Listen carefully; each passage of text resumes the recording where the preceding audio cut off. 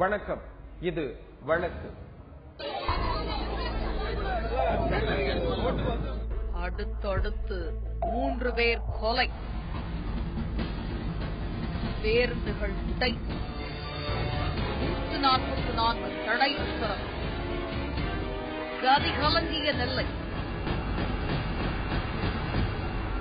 நெல்லையை சுற்றிலும் கடந்த வாரம் நடந்த பதட்டமான நிகழ்வுகள் இவை. வள்ளியூர் அருகே உள்ள நம்பியான் விளையைச் சேர்ந்த சுடலை முத்துவன் மகன் டேவிட் ராஜா அந்த பகுதியில் உள்ள ஒரு கல்லூரியில் படித்து வந்தார். சம்பவத்தன்று டேவிட் ராஜா கல்லூரிக்கு மோட்டார் சைக்கிளில் சென்றபோது 7 பேர் கொண்ட ஒரு கும்பல் அவரை வழிமறித்தது. அவர்கள் பயங்கர ஆயுதங்கள் வைத்திருந்ததால் தப்பி ஓட முயன்றார் டேவிட் ராஜா. ஆனால் அந்த கும்பல் அவரை விடாமல் துரத்தி சரமாரியாக வெட்டியது. இதில் சம்பவ இடத்திலேயே ரத்த வெள்ளத்தில் இறந்தார் டேவிட் ராஜா. டேவிட் ராஜா கொல்லப்பட்ட செய்தி அந்த பகுதியில் காட்டுத்தீ போல பரவ அவரது ஆதரவாளர்கள் உடனடியாக வள்ளியூர் 4 வழிச்சாலையில் போக்குவரத்துக்கு தடையை ஏற்படுத்தினர். இதனால் அந்த வழியாக வாகனங்கள் செல்ல முடியாமல் போக்குவரத்து முடங்கியது.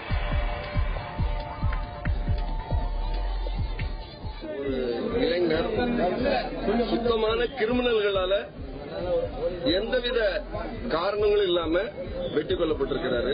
இந்த வள்ளியூர் ஒரு அமைதியான ஒரு நகரமாக இருந்து வருகிறது. ஒரு 3 ஆண்டுகளுக்கு முன்னால கிரிமினல் நடவடிக்கை வள்ளியூர்ல கம்மியா இருந்தது. கிரிமினல்களே இல்லைன்னு தான் சொல்ல முடியும். அதனாலதான் இந்த நகரம் இவ்வளவு தூரம் வளர்ச்சியில போயிட்டு இருக்கு.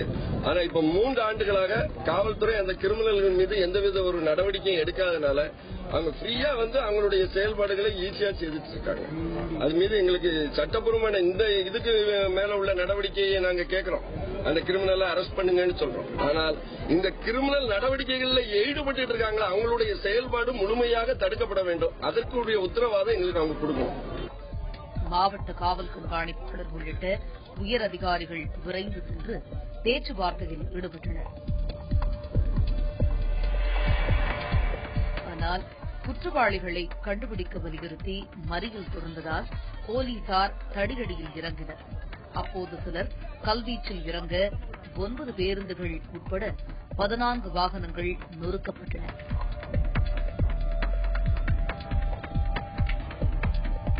இது ஒருபுறம் நடந்து கொண்டிருக்க டேவிட் ராஜாவை கொலை செய்தது யார் என தீவிர விசாரணையில் இறங்கியது காவல்துறை. அப்போது இரு சமூகத்தைச் சேர்ந்த மாணவர்களின் முன்தகராறு காரணமாக டேவிட் ராஜா கொலை செய்யப்பட்டது தெரியவந்தது. இது தொடர்பாக பாபு, சந்தானசுதன், பேச்சிமுத்து, பாண்டி, நயினார், மணிகண்டன், வேல்பாண்டியன் ஆகிய 7 பேரை கைது செய்தது காவல்துறை. கொலையான டேவிட் ராஜா தங்களிடம் தகராறு செய்தது மட்டுமல்லாமல் தங்கள் தெருப்பெண்ணை காதலித்தும் வந்ததால் அவரை கொலை செய்ததாக கூறியுள்ளனர் அவர்கள். டேவிட் ராஜா கொலை மற்றும் அதைத் தொடர்ந்து நடந்த சம்பவங்கள் வள்ளியூர் பகுதியை அசைத்து பார்த்த நிலையில் மற்றொரு சம்பவம் ஸ்ரீவைகுண்டம் பகுதியை அதிர வைத்தது.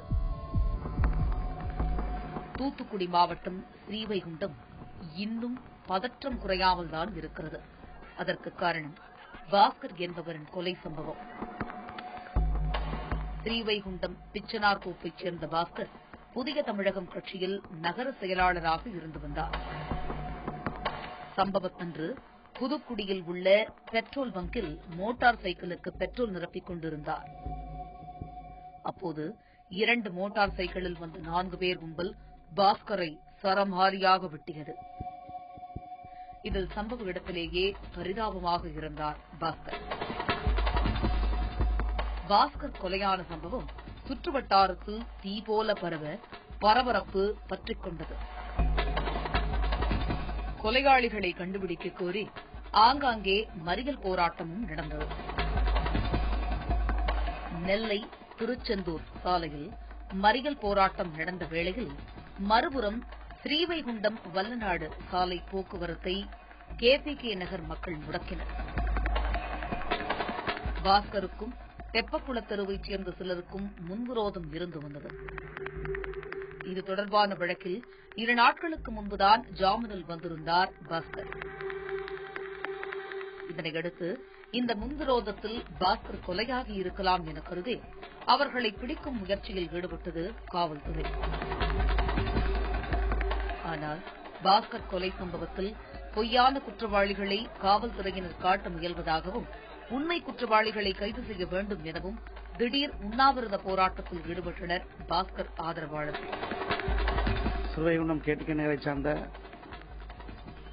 பாஸ்கர் அவர்கள் படுகொலை செய்யப்பட்டிருக்கிறார்கள்.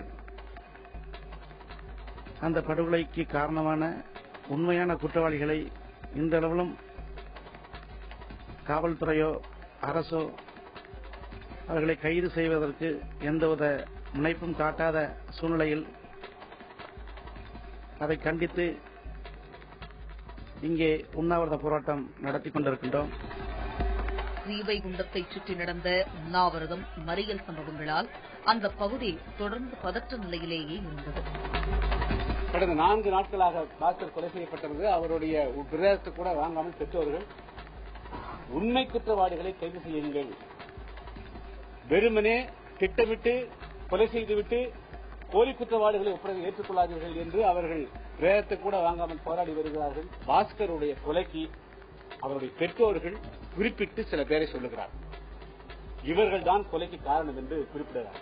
எனவே அந்த குற்றவாளிகள் மீது நடவடிக்கை எடுக்க வேண்டும் என்பதுதான் எங்களுடைய வேண்டுகோள். சினிமாவில் வருவது போன்று அரசு வாகனங்களும் போலீஸ் வாகனங்களும் ஆங்காங்கே விரைந்தபடி இருந்தன. கொலையான பாஸ்கரின் உடல் பிரேத பரிசோதனை முடிந்து பாளை அரசு மருத்துவமனையில் வைக்கப்பட்டிருந்தது. குற்றவாளிகள் கைதாகும் வரை உடலை பெறப்போவதில்லை என அறிவித்தனர் பாஸ்கர் தரப்பினர். தூத்துக்குடி மாவட்டம் மற்றும் திருநெல்வேலி மாவட்டங்களில் கடந்த 6 மாதத்தில் மட்டும் ஏறக்குறைய 80க்கும் மேற்பட்ட படுகொலைகள் நடந்திருக்கின்றன. அந்த கொலைகளில் பெரும்பாலானவர்கள் தாழ்த்தப்பட்டவர்கள்.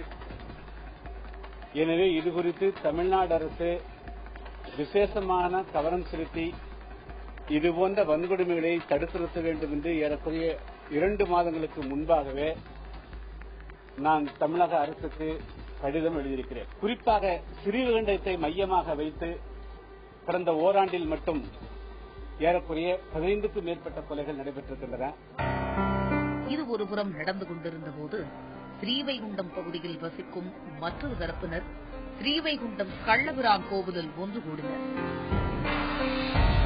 அவர்கள் கடந்த 4 நாட்களாக முடக்கப்பட்டுள்ள பஸ் போக்குவரத்தை சீர் செய்து மாணவர்கள் பள்ளி செல்ல வழிவகை செய்ய வேண்டும், இச்சம்பவத்தில் அப்பாவிகளை துன்புறுத்தக்கூடாது என வலியுறுத்தினர். பாஸ்கரன் என்ற ஒரு நபர் கொலை செய்யப்பட்டிருக்கின்றார். அது வேதனைக்குரிய விஷயம். அது எந்த விதமான ஜாதி பிரச்சனையிலே நடந்த கொலை அல்ல. அது தனிப்பட்ட 2 நபர்களுக்கு இடையே ஏற்பட்ட பிரச்சனை. இறந்து இருக்கக்கூடிய பாஸ்கர் மீது 12 வழக்குகள் இருக்கின்றன. இந்த போராட்டத்தில் ஈடுபட்டவர்களிடம் மாவட்ட காவல்துறை அதிகாரி பேச்சுவார்த்தை நடத்தி கலைந்து போகச் செய்தார். இந்த நிலையில் பாஸ்கர் குடும்பத்தினரை சந்திக்க புதிய தமிழகம் கட்சித் தலைவர் கிருஷ்ணசாமி ஸ்ரீவைகுண்டம் வரவிருப்பதாக அறிவிக்கப்பட்டது. இதனையடுத்து மேலும் பரபரப்பு கூடியது. சுதாரித்துக் கொண்ட மாவட்ட நிர்வாகம் உடனடியாக ஸ்ரீவைகுண்டம் பகுதியில் 144 தடை உத்தரவை பிறப்பித்தது. போலீசாரும் அதிக அளவில் குவிக்கப்பட்டு சோதனையை தீவிரப்படுத்தினர்.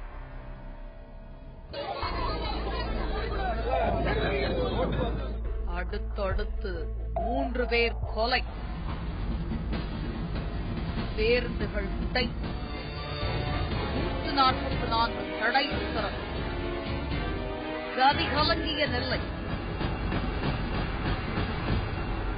நெல்லையை சுற்றிலும் கடந்த வாரம் நடந்த பதற்றமான நிகழ்வுகள் இவை. வள்ளியூரிலும் ஸ்ரீவைகுண்டத்திலும் நடந்த கொலைகளால் பதற்றம் தணியாத நிலையில் மற்றொரு சம்பவமாக நெல்லை தச்சநல்லூரில் ஆட்டோ டிரைவர் பொன்னையா என்பவர் மர்ம கும்பலால் வெட்டிக் கொல்லப்பட்டார். ஸ்டேஷன்ல வந்து பாயங்கட ஸ்கூல் ட்ரிப் எடுத்து விட்டுட்டு வந்துட்டு இருக்க இடத்துல இருந்துச்சு இந்த இடத்துல வெட்டிட்டாங்க. அவங்க ஆட்டோ ஸ்டாண்டுக்குள்ள ஏற்கனவே பிரச்சனை இருந்துட்டு இருக்கு. ஆனா அந்த காரணத்துக்கு தான் வெட்டிருக்காங்க. ஆனா இது வந்து ஸ்டேஷன்லயும் கம்ப்ளைண்ட் போயிருக்கு, கமிஷன் ஆஃபீஸ்லயும் கம்ப்ளைண்ட் போயிருக்கு. ஆனா இதுவரை எதிர்பார்ட்டி மேல ஆக்ஷன் எடுக்கல. இது கண்டிப்பா எடுத்தாங்கன்னா யாரும் மக்கள் யாரும் பாடி வாங்க மாட்டாங்க. இதுக்கு மேல மற்றவங்க இருப்போம். தச்சநல்லூரைச் சேர்ந்த பொன்னையா அந்த பகுதியில் ஆட்டோ ஓட்டி வந்தார். அப்போது ஆட்டோவில் ஆட்களை ஏற்றுவதில் மாற்று சமூக டிரைவர்களுடன் பிரச்சனை இருந்து வந்தது. இது தொடர்பாக ஒரு புகார் பொன்னையா தரப்பில் மாநகர கமிஷனர் அலுவலகத்தில் கொடுக்கப்பட்டு இருந்தது. இப்படி ஒரு சூழலில்தான் பொன்னையா கொடூரமாக வெட்டிக் கொல்லப்பட்டார்.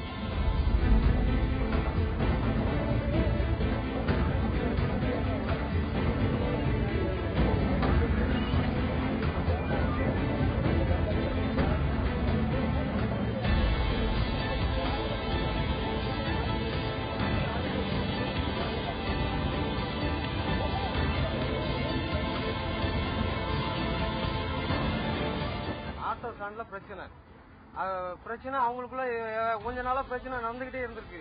அதுக்கு பிறகு வேற தனிப்பட்ட பிரச்சனை அவங்களுக்குள்ள இருக்கு. வேற ஆளுக்கும் அவங்களுக்கும் இந்த நாள் இந்த பையங்க கூட்டு போய் ஒரு ஆளை தாக்கிறதுக்கு போயிருக்காங்க. 5 பேர் போயிருக்காங்க. 5 பேர் தாக்கிறதுக்கு அந்த ஆளை முடியல. அவன் திறந்து வந்து விரட்டி 5 பேர் ஓடிட்டாங்க.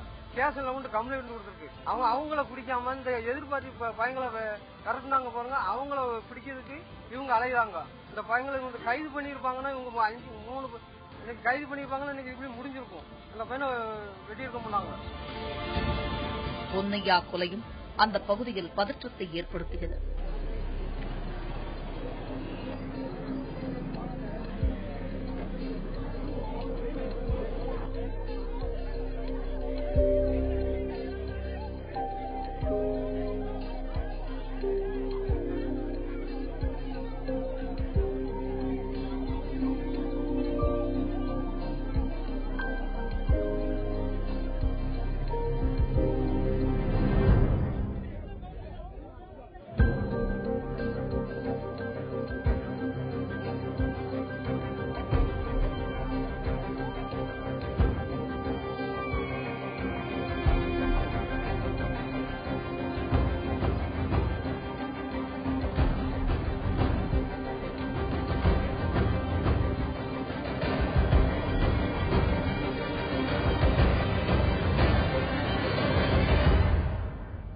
பொன்னையா தரப்பைச் சேர்ந்த சிலர் அந்த வழியே சென்ற அரசு பேருந்துகள் மீது கல்வீசி தாக்கினர்.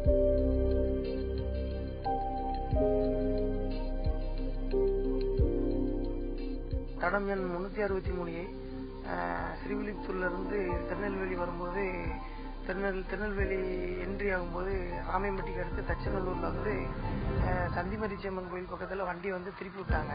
அப்போ நாங்க டைவர்ஷன் பண்ணதுனால கோயிலுக்கு பின்பகுதியா வரும்போது ஒரு 10 பேர் கும்பல் வந்து வண்டியில இருந்த ஆட்களை புறம் இறக்கி விட்டு கல்லை வச்சு எரிஞ்சாங்க. பொன்னையா மரணத்தை கேள்விப்பட்ட சிலர் அந்த பகுதியில் வசித்த மாற்று சமூகத்தினர் வீடுகளுக்குள் புகுந்து பொருட்களை சூறையாடினர். இதனால் அடுத்து என்ன ஆகுமோ என்ற பரபரப்பு தொற்றிக் கொண்டது. காவல்துறையினர் பதற்றத்தை குறைக்க உடனடியாக பெருமளவில் போலீசாரை அந்த பகுதியில் குவித்தனர்.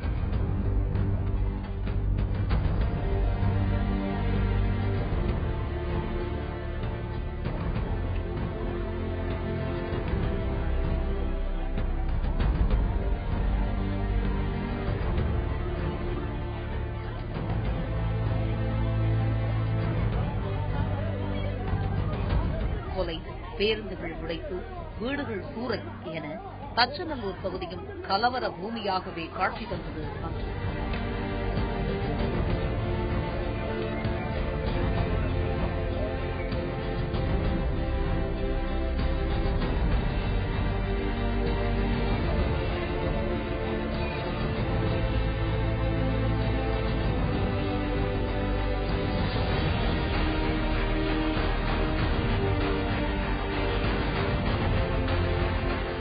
ஆட்டோ ஸ்டாண்ட் தகராறு தொடர்பாக போலீசார் நடவடிக்கை எடுக்காததே இந்த சம்பவத்திற்கு காரணம் என பொன்னையா தரப்பு குற்றம் சாட்டுவது இங்கே கவனிக்கத்தக்கது.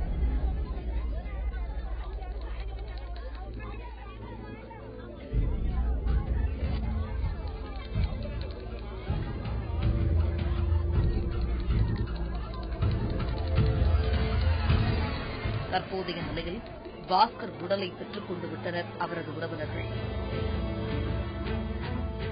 தமிழக அரசு இந்த கொலை வழக்கை சிபிசிஐடிக்கு மாற்றி உத்தரவிட்டுள்ளது. சிபிசிஐடி போலீசாரும் சம்பவ இடத்துக்கு விரைந்து விசாரணையை தொடங்கிவிட்டனர். இதனையடுத்து அந்த பகுதியில் பதற்றம் தணிந்தது. அதேபோல வள்ளியூரிலும் தச்சநல்லூரிலும் காவல்துறை எடுத்த நடவடிக்கையால் பதற்றம் தணிந்து மக்கள் இயல்பு வாழ்க்கைக்கு திரும்பியுள்ளனர். இருந்தபோதும் நெல்லையைச் சுற்றிலும் கடந்த வாரம் நடந்த சம்பவங்கள் மக்களிடையே ஒருவித பதற்றத்தை ஏற்படுத்தியுள்ளது. வழக்கு நிகழ்ச்சியில் இது சொல்வதெல்லாம் சட்டம் பகுதி.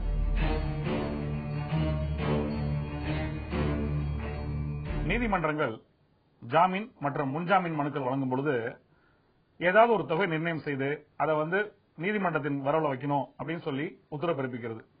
அப்படி உத்தரவு பிறப்பித்த பிறகு அந்த ஜாமீன் மனு கோரிய நபரால் அந்த பணத்தை செலுத்த முடியாத சூழல் இருக்கும் பொழுது சட்டம் அதனை எப்படி பார்க்கிறது?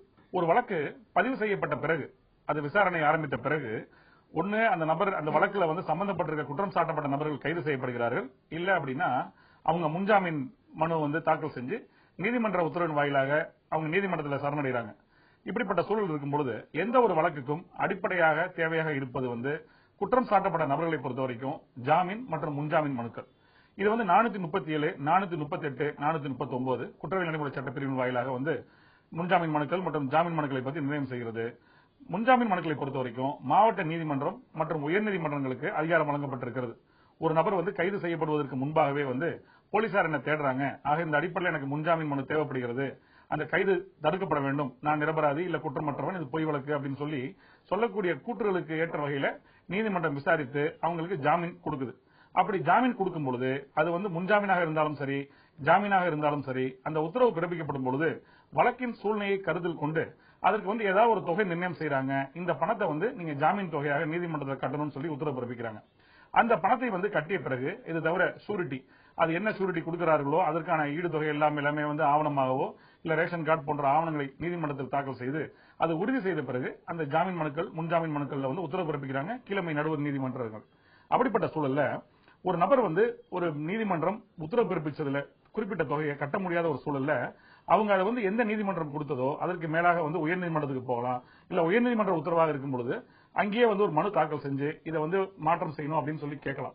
இது சமீபத்தில் நீதியரசர் திரு பி. தேவதாஸ் அவர்கள் உயர்நீதிமன்ற நீதிபதி முன்னாடி ஒரு வழக்கு வருகிறது. அது நாமக்கல் மாவட்டத்தில் வழக்கு வருகிறது. அதுல 2 பேர் மனு தாக்கல் செய்யறாங்க. ஒருத்தர் கைது செய்து ஜாமீன் மனுல வந்தவர், இன்னொரு நபர் முன்ஜாமீன் உத்தரவுல வந்தவங்க. அந்த 2 பேருக்கும் ஜாமீன் மற்றும் முன்ஜாமீன் மனுக்களை உத்தரவிட்டது நாமக்கல் நீதிமன்றம் அது கொடுக்குது, அமர்வு நீதிமன்றம் கொடுக்கிறது, செஷன்ஸ் கோர்ட் கொடுக்குது, பிரின்சிபல் செஷன்ஸ் கோர்ட் நாமக்கல். அந்த உத்தரவுல 3 லட்சம் ரூபாய் 2 பேரும் பணம் செலுத்தணும். அது ராசிபுரம் நடுவர் நீதிமன்றத்தில் அந்த பணத்தை தொகை செலுத்தணும். அதன் பிறகு அவங்களுக்கு ஜாமீன் வழங்குறேன்னு சொல்லி உத்தரவு பிறப்பிக்கிறார். அதற்கு மேலாகத்தான் உயர்நீதிமன்றத்தில் அந்த வழக்கு தாக்கல் செய்கிறது. அப்ப வழக்கை விசாரித்த நீதியரசர் திரு பி. தேவதாஸ் அவர்கள் தெளிவாக வரையறை செய்கிறார். அதாவது ஒருத்தருடைய குடும்ப சூழல், அவர் என்ன நிலைமையில் இருக்கிறாரு, அப்படிப்பட்ட விஷயங்களை கருத்தில் கொண்டுதான் இந்த மாதிரியான விஷயங்களை செய்யணும். ஏன்னா குற்றவியல் நடைமுறை சட்டத்தில் இருக்கக்கூடிய ஜாமீன் மற்றும் முன்ஜாமீன் மனுக்கள் கொடுக்கப்படும் விஷயத்தை பொறுத்த வரைக்கும் கண்டிஷன் ஏதாவது நிபந்தனை நியமிக்கணும் அப்படின்னு எந்த ஒரு வார்த்தையும் கிடையாது. ஆனால் அதற்காக எந்த நிபந்தனையும் இருக்கக்கூடாதுங்கிறது கிடையாது. ஒரு நீதிமன்றம் திருப்தி அடையும் பொழுது அந்த மாதிரியான விஷயங்கள் இருக்கும் பொழுது பணம் கொடுக்க சொல்லலாம், ஆனால் கட்ட சொல்லலாம் நீதிமன்றத்தில். ஆனால் அதற்கு ஒரு தேவை இருக்கணும். அந்த தேவை வழக்குக்கு வழக்கு மாறுபடும். ஒரே வழக்குல கூட இருக்கக்கூடிய நபர்கள்ல மாறுபட்ட கருத்து, அவருடைய வழக்கின் தன்மை என்ன, அவருடைய பின்னணி என்ன, அவருடைய வாழ்க்கை முறை என்ன அப்படிங்கிற விஷயங்கள் எல்லாமே பூர்த்தி தான் செய்யணும். அப்படி இல்லைன்னா ஒரு சமச்சீரற்ற ஒரு முறையை அது மேம்படுத்தி விடும். அது மட்டும் இல்லாம இந்திய அரசியலமைப்பு சட்ட சரத்துகளுக்கு அது எதிரானதாக போய்விடும். ஆகவே கீழமை நீதிமன்றம் அந்த நியமித்த 3 லட்சம் ரூபாய் பணம் கட்ட சொன்னதை நான் நீக்கம் செய்யறேன், மற்றபடி அந்த உத்தரவு என்ன இருக்கோ அதுபடி அவங்க செய்யணும்னு சொல்றாரு. ஆக நீதிமன்றத்தின் பார்வையில ஒருவேளை ஒரு நபரால் அந்த ஜாமீன் தொகை கொடுக்க முடியாத ஒரு சூழல் வரும்பொழுது அதற்கான உரிய மனுவை கொடுத்து நீதிமன்றம் நியாயமான கரும்பொழுது அந்த தொகை நீக்கம் செய்யப்படுகிறது, இல்ல குறைக்கப்படுகிறது. மீண்டும் வேறொரு வழக்கோடு உங்களை சந்திக்கிறேன். நன்றி, வணக்கம்.